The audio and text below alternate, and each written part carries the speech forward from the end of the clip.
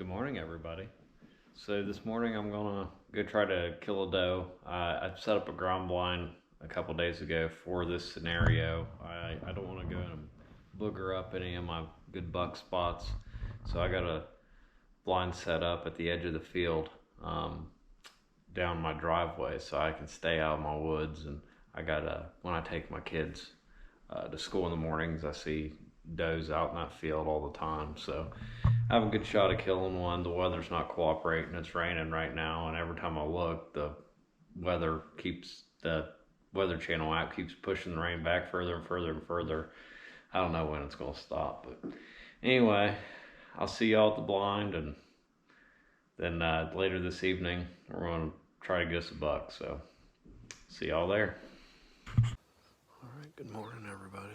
So this morning I decided to get out and try to kill a doe, but I didn't want to go to any of my other good spots and booger it up because I got several good bucks coming in. So I decided to come down here and pop a blind up in this field along my driveway, because every morning that I take the kids to school, there's deer out here in this field. It's rained all night and all morning, but the rain's supposed to stop here soon. So I'd imagine when the rain stops, maybe these deer will come out here, maybe they'll come out in the rain. But anyway, a little bit of a mess. I forgot to change the base plate on my 4K Handycam from my tree arm to my tripod. So we don't have a tripod this morning. I'm gonna do the vlogging with my cell phone, and then I have, let's see here, my GoPro clipped on the window out here, right outside the blind. We're gonna try to film the kill shot with the GoPro. It's a bit of a mess. My blind's not sitting level. I'm kind of sitting on a hill, but it was the best place I had, so it's gonna be hard to draw back in here and shoot out this little window, but hopefully we get it done. But anyway, plan is doe this morning, and it's supposed to stop raining pretty early today. Going out this evening, and we got a pretty good cold front coming through, and hopefully the bucks are on their feet early and I can punch a buck through the heart this evening. So wish me luck.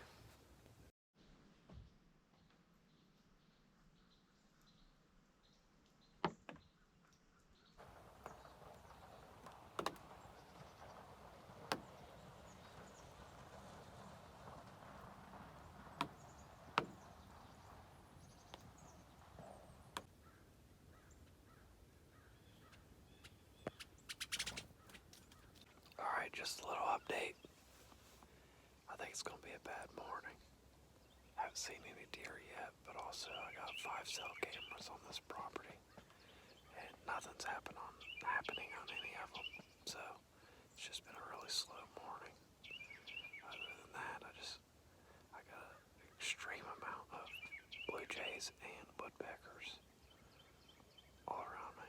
So they've entertained me this morning, but I'm not sure exactly how it's gonna pan out, but it's not looking good. Like I said, to have 5 cell cameras throughout this whole property and none of them's going off this morning is very unusual. Has my confidence low, but we're gonna sit here for, I don't know, probably about another hour. Head back to the house and do some stuff around the house there, and then get in the tree early for the evening set. So see y'all later.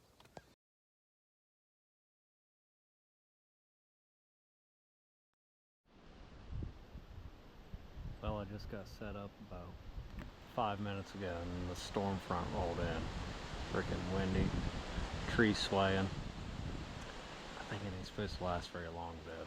Hopefully it don't last very long. It starts pouring the rain down, I'll have to put my cameras up. So, well, I guess the GoPro is fine, but I had to put the Handycam up. But Anyway, it gets much worse. I'm getting out of the tree. This sucks. Started out as hail and sleet. Now it's raining. I'm not wearing waterproof clothes.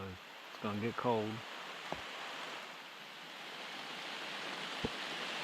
I guess it's all about how bad you want it.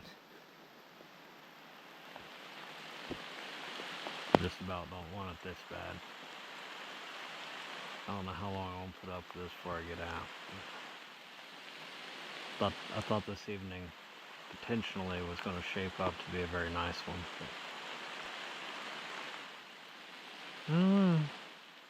I had to put the handy cam up. Started to get a little too wet for that. To start, I put my hat over top of it to kind of block a lot of the water, and then, well, my hat took on enough water that it was starting to seep through.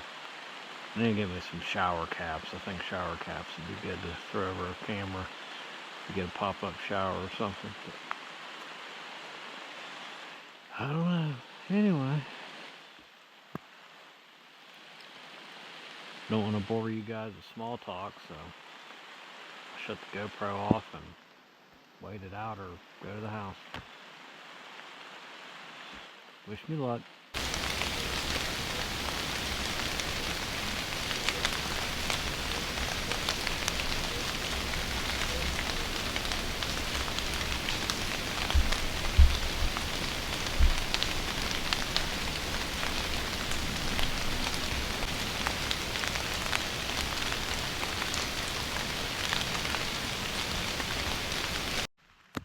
Hey, Scent Blocker, you want to send me some rain gear and original Bottomland camo? That would be freaking sweet. Just saying.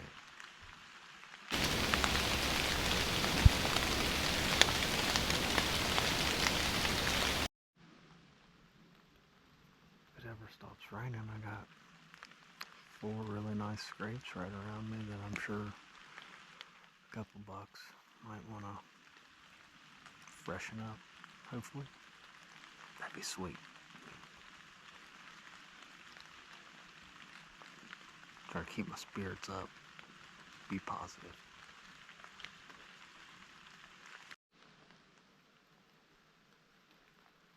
I must be the only thing dumb enough to be in the woods right now. I can't even get any B-roll. No squirrels, no woodpeckers, blue jays, nothing. Usually I'm covered up in them. They all laying in their house, and I'm out here getting wet. I'm dumber than a squirrel, I guess.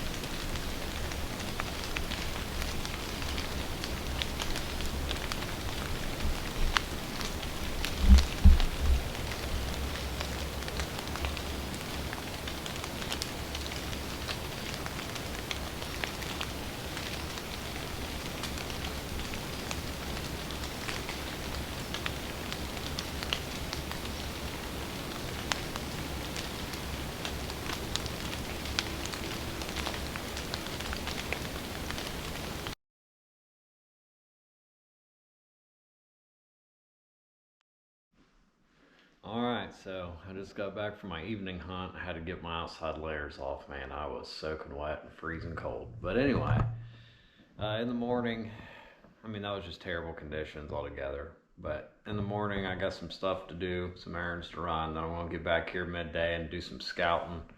And probably won't hunt one of my good buck sets tomorrow evening. I still want to get a doe in the freezer though, so we'll probably head back out to the blind. That was a better evening spot anyway, so I'll probably go back out there to the blind tomorrow evening and try to get a doe pretty early. But I'll see y'all tomorrow. Alright, warm set up. Do quite a bit of scouting today. Found a lot of pre-rut sign, new scrapes and everything, but I covered a lot of my property today, so I'm sure a lot of my places, I hated to do it, but even places where I got good bucks coming to camera, I got a lot of ground scent out there. I wanted to give the place a day or so to recoup, settle down, so I decided kind of out of the rest of my hunt. I'm down along the side of my driveway out in this little field where I got does all the time, so I'm in the blind this evening. I'm going to try to stick me a doe pretty early. Get some meat in the freezer. Hopefully it happens early. Stick with me, stay tuned, and hopefully we'll get us a skinhead in here.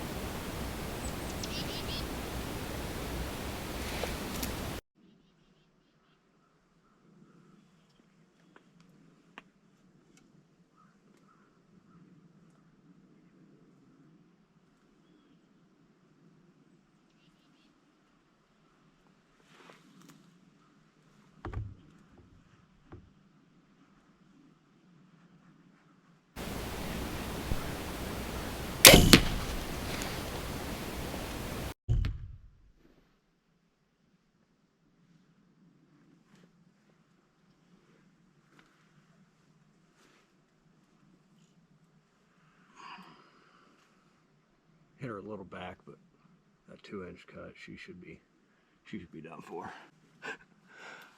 I was afraid this was gonna happen, but when I sat down in my chair, I drew my bow back and I was like, I've got enough clearance over this window I could shoot because I'm sitting on a bank. Wow, she got up here. You seen it? She got up here and I was looking down my arrow. I was like, damn, I'm gonna shoot the side of the blind. So that full draw, I had to kind of get up a little bit, and then my limb was hitting the ceiling. What a mess, but we got her done. She's dead. I'm gonna go recover. I'm glad this happened early. That way, I ain't out doing this in the dark, tracking her and all that stuff.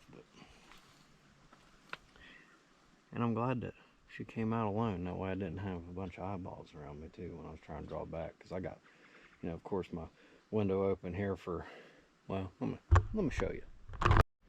But yeah, I was glad she came in by herself because I knew they were going to cross my face from the right coming in. But I got this little window set up here for my handy cam. So I'm glad that I didn't have a bunch of eyeballs out there. That way when I was drawing back, somebody pick up movement through these windows. It's always nice when you ain't got 5 deer out there. But alright, well, I'm going to load all my stuff up.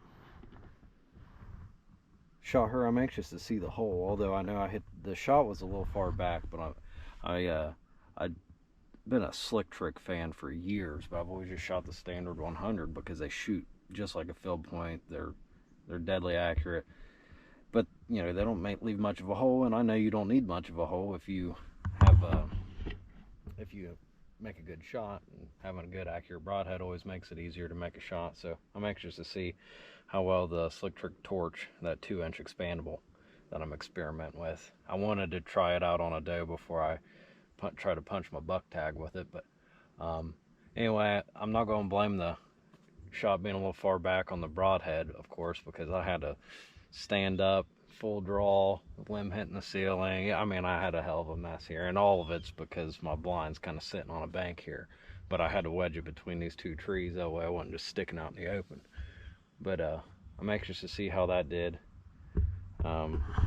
This will be my first bow with the new Elite Ethos. Sweet rig. I love these CB Trek Pro sights. Very nice. Really good rig here. Also, my first my first deer shooting such a heavy arrow package. My arrow is weighing in at, oh, it's 515 grains, I think it is, after I put the White Inox in. Which I know, like, you want to compare it to THP and stuff. I mean, they're shooting over 600. But, you know, in the past, I've always just shot like a 415 grain arrow. They both have their pros and cons. I'm not going to preach to you which one's better.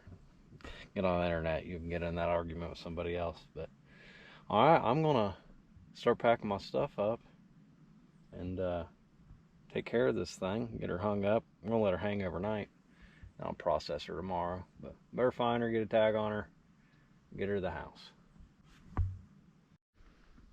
Alright, let's see if we can get the arrow real quick. I'm going to give her, since the shot was a little far back, I'm going to give her a little bit. I'll get my stuff back up to the house and I'll come down and track her. But I'm going to go see if I can find my arrow real quick. And that is a blood-covered arrow. Let's get it out of the sun. Oh yeah, she smoked. Uh-huh. Uh-huh. Yeah, sound like a dummy on camera. Uh-huh. Uh-huh.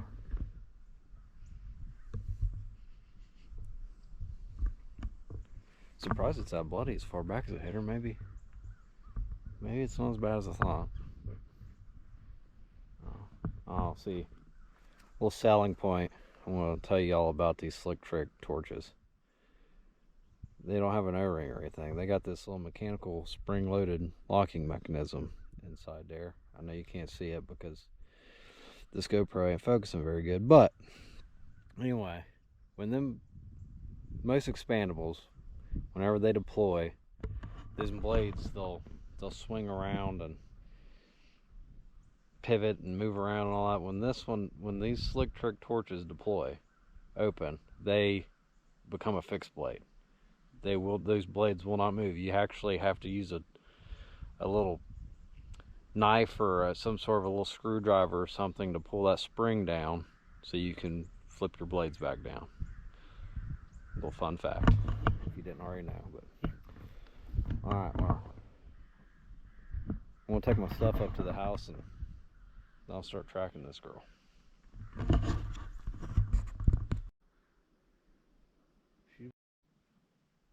Before I close this video and get my hands all dirty field dressing this deer, I want to mention this is a brand new channel. Me and a group of buddies, we decided to team up and knock this out, and everybody in the group's a bunch of killers. So listen, give this channel a good follow, like, subscribe, comment on the videos, help us out. We really appreciate it. I know nobody likes to get on YouTube and watch doe kills. Listen, this is just a taste. It's just a taste. We're going to get you some buck kills and better content, fishing, turkey hunting, everything. So subscribe now so you don't miss anything. Hit your little notification bell. Talk to us. Comment on the videos. Tell us what you want to see. Tell us what you think we got to do different. So, hey, follow the channel.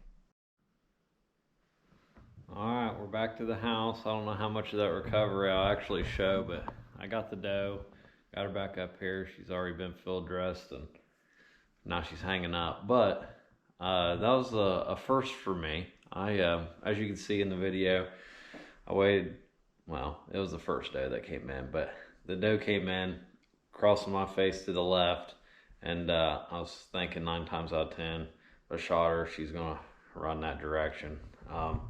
Well, I shot her and she did a complete U-turn, and I was at the edge of my property, go down close to the road, which was by design. I didn't want to be in there messing up my buck spots, so I stayed as far away from them as possible. That's why I was hunting along my driveway. But anyway, this day ran about 100 yards. She took off down over the hill, and she crossed the road. She ran onto the neighbor's place across the road about 50 yards, but anyway, I went over there, and I didn't want to step on the neighbor's property, of course, without talking to him first. And it was an elderly woman, and I live in a small country town in southern Ohio, and everybody around here hunts. And if you don't, I mean, you grew up around it anyway. But I went and knocked on her door and told her what happened, that I had a doe. Walked in. Well, first she wanted to argue with me, and I was not planning on doing any arguing, but she, told me that, hunting is inhumane and cruel and nobody should do it. And well, I didn't really mean it disrespectfully, but I did kind of just like fire back at her because she didn't want me to go get the deer. And I was like, well, I understand what you're saying, and this is your property, but it's not very ethical to just let the doe die for nothing. I could see her, let me go get her, at least harvest the meat. So she let me go get her. I don't know how much of the recovery I actually show, because I did get the neighbor's house in my camera shot, so I don't want to put somebody else's home on film. But that was a first for me. Not that I've never had a deer run on another property. It's just I've never encountered, and I don't know, other people run into it all the time. You see the videos, but I had never had an encounter where it was a big deal that I did go get a deer. I understand if somebody else is hunting and they don't want you in there bumping their deer out and stuff like that. Maybe wait until later, whatever. But I mean, I could see this one from the road. It was basically in her yard. But we got her back. I'm gonna peel the skin off of her, and I'll probably let her hang overnight and do the final processing tomorrow. But thanks for watching. Stay tuned. We're gonna have a lot more great content coming out, so I appreciate it. Give it a thumbs up, like, subscribe, and I'll catch you on the next one. Thanks.